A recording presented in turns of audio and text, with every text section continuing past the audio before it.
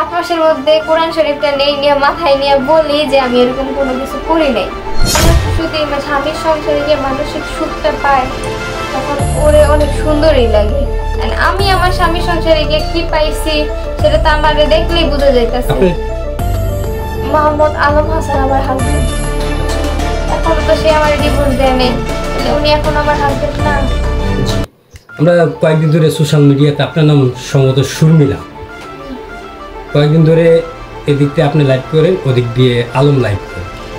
আপনাদের মধ্যে আসলে মূল ঘটনাটা কি? মূল ঘটনাটা আমি বলতেছি। লাইভ আমি আগে যাইনি, উনি গিয়ে বলতেছে ওনার ডকুমেন্ট চুরি করে নিয়ে আসছি। আমার আল্লাহর রহমতে আমার বাবা মা যথেষ্ট দিছে, আমার ওই ডকুমেন্ট চুরি করার কোনো ইচ্ছাই নেই। উনি আমার ডিভোর্স দিয়ে দিবে, ডিভোর্স দিয়ে দিলে উনি সোশ্যাল মিডিয়াতে আমার যা ভিডিও আছে ডিলিট করে দিবে, আমি আমার মতো বাঁচবো শেষ। এই যে খোঁচাখুচি আমি এবারেতে 20,000 টাকা নিচ্ছি, ওইবারে নিয়ে আসুক, নিয়ে আসার পরে আমি ওইবারের হাতে 20,000 টাকা ধরাই দেবো। ভাই কথা বলি, পেজ তুললেই যে টাকা কামানো হয়ে যায় তা না। আলম হাসান এখন কেন এগুলো বলতেছে জানেন? আমার এই পেজটা মিরাক্কেল ভাবে পেজে ফলোয়ার হয়ে গেছে। আমি কিন্তু পেজ সম্পর্কে কিচ্ছু বুঝি না। ফলোয়ার হয়ে যাওয়ার পরে দিয়ে এই পেজের ভিতরে কিন্তু আমি ভিডিও ছাড়ি না, জাস্ট স্ট্যাটাস ছাড়ি, ভিডিও ছাড়তেছি না। তো কালকে একটা বিষয় ওই যে উনি বললো যে আমি একবার থেকে 20,000 টাকা নিছি, একজন প্রবাসীর কাছ থেকে আপনি 20,000 টাকা নিয়েছেন 2 মাস আগে। 2 মাস আগে না, তখন ভাই আমি প্রেগনেন্ট ছিলাম। আচ্ছা, একটা মেয়ে প্রেগনেন্ট অবস্থায়, অসুস্থ অবস্থায় সে কেন আরেক বেড়ার থেকে টাকা নিবার? ওই বেড়ায় কোন বিকাশে টাকা পাঠাইছে, কিভাবে পাঠাইছে? আপনি কি এরকম কোনো কারোর সাথে যোগাযোগ করেছেন কিংবা প্রবাসীর কাছে এরকম কি কিছু করেছেন কিনা আপনার? মানে এই যে 8 মাসের মধ্যে 8 মাসের মধ্যে কোরআন শরীফটা নেই নিয়ে মাথায় নিয়ে বলি যে আমি এরকম কোনো কিছু করি নাই। যাক, এটা তাহলে আলম হাসান আপনার বিরুদ্ধে এটা অভিযোগ দিয়েছে। শুনেন আরেকটা কথা, যখন পেজটা আমার দাঁড়াইলো 1 লাখ ফলোয়ার হইলো, তখন আলম হাসান পেজে স্টেক দেওয়ার জন্য একটা ছেলেরে, আমার কাছে ডকুমেন্ট আছে, একটা ছেলেরে 8,000 টাকা দিছে এই পেজ উঠাই দেওয়ার জন্য। আচ্ছা, ছেলে নিজের মুখে স্বীকার করছে। উঠাই দেওয়ার জন্য না, উড়াই দেওয়ার জন্য? উড়াই দেওয়ার জন্য। আর পেজ সম্পর্কে কিন্তু আলম হাসান যেটা বলছে আপনার 2 বোনে এখন বিজনেস করার জন্য। আরেকটা কথা বলি, আমার বোনের শ্বশুর বাড়ির অবস্থা বিরাট অবস্থা, কয়েকশো কোটি টাকার মালিক ওনারা। আমার বোনের কোনো প্রয়োজন নাই যে পেজ দিয়ে টাকা কামায়া ওই টাকা চলবো। হ্যাঁ, প্রথমত। আর আমার দুলাভাইরে নিয়ে কথা বলছে 8,000 টাকা বেতনে চাকরি করে। এখন আমার আপুর শ্বশুরের কয়েকশো কোটি টাকা থাকলেও ছেলের আগে নিজে প্রতিষ্ঠিত হবে, তখন তাদের উপরে দায়িত্ব বুঝাই দিবে। আমার আপুরা 2 ভাই শ্বশুরের বাড়ির। তো ওই লোকটা কিন্তু গিয়ে দেখে আসছে কোন ফ্যামিলিতে আমার আপুর বিয়ে হয়েছে। আমারও এমন ফ্যামিলিতে বিয়ে হইতো যদি আমি ভুল না করতাম, বাবা মার কথা শুনতাম। আর বাঙালি মেয়েরা সবসময় চায় তার স্বামীর সংসার করতে। সে আমার এত অপবাদ দিছে, এগুলো আমার গায়ে লাগে না, কারণ আমি এখনো লিগেলি তার বউ। ওই অপবাদগুলো তার গায়ে গিয়ে লাগছে।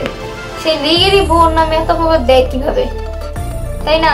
আমার কি এখনো দেখছেন আলমের নামে বাজে কোনো কথা বলতে? আপনি আমার লাইভগুলো দেখে আসেন। আমি হয়তো 2-3টা কথা বলছি, কথা বলার পরে আমি চুপ হয়ে গেছি যে না থাক। আপনারা এত ভালো ভিডিও দিয়েছেন, সমাজের মানুষ জানে আপনারা অনেক ভালো একজন স্ত্রী, ভালো একজন স্বামী। তো হঠাৎ করে এখন সোশ্যাল মিডিয়াতে এসে এখানে ভাই কথা আছে, কথা হইতাছে কি যে আলম হাসান খুব নিঃস্বার্থপর। নিঃস্বার্থপর বলতে গেলে কি, সে আমার ইউজ করলো, ব্যবহার করলো, সে নিজের জন্য মানে 30 থেকে 40 জোড়া জুতা কিনে ফেলছে। হ্যাঁ, আমি তার বউ। আমার 3 জোড়া জুতা দিছে 8 মাস সংসারে, 7টা জামা দিছে 1 মাস সংসারে। হ্যাঁ, একটা শাড়ি দিছে, একটা সোয়েটার দিছে, আর একটা ব্যাগ দিছে। ব্যাগটা কই? এই কয়েকটা জিনিস ছাড়া আমি আলম হাসানের কাছ থেকে কিছুই পাইনি। অনেক মেয়ে আছে যে আল্লাহ দেয়, আমি যদি লোভী হইতাম, অনেকে কয় তুই লোভীর কারণে বিয়ে করছিস। আল্লাহর মধ্যে আমার বাবা মার কি কম আছে? যথেষ্ট আছে আমার আব্বু আম্মুর। আচ্ছা, আপনার বাবা মার আমরা দেখতে পেয়েছি বাড়িতে আপনার বাবা যে বাড়িতে বসে ভিডিও করতেছি। আরেকটা বিষয় বলবেন যে তাহলে তো আপনি একজন ভদ্র নারী, কেন ভিডিওতে গেলেন? এবার কথায় আসে, অনেকে বলে বউ ব্যবসায়ী।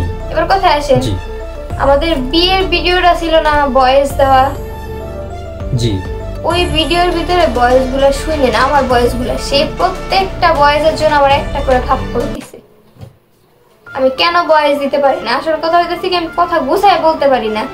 সে প্রত্যেকটা ভয়েসের জন্য একটা করে থাপ্পড় দিছে। এই যে যেদিন আমার বাবার বাসা বাড়িতে সেদিনকার ঘটনা বলি, সেই দিন সে বলতাছে যে এক গোছল কথা যা ভিডিও করুন 5টা 1টা বাজে ব্যাংক বন্ধ হয়ে যাবে। আমি তো কি আমি তো এখন করুম না, আমি একবার বিকালেই করুম। পরে দিয়ে কইতাছি গোছল করে কইতাছে তোর শরীর থেকে গন্ধ কইতাছে, মানে ইচ্ছামি করলো। আমি ইত্রামির মধ্যে ওনার গায়ে হাত দিয়ে ভাবে দেখাইছি যে ঠিক আছে বড়াই দিলাম। ও সাথে সাথে খান মানে এরকম একটা গালি দেওয়ার সাথে সাথে না আমার ভিতরটা কাইপে উঠলো যে আমার জামাই যে আমার হাজবেন্ড, সে আমারে তার সাথে আমার দুষ্টু মিষ্টু সম্পর্ক থাকতেই পারে, এরকম সম্পর্ক তার সাথে আমার কখনো ছিল না।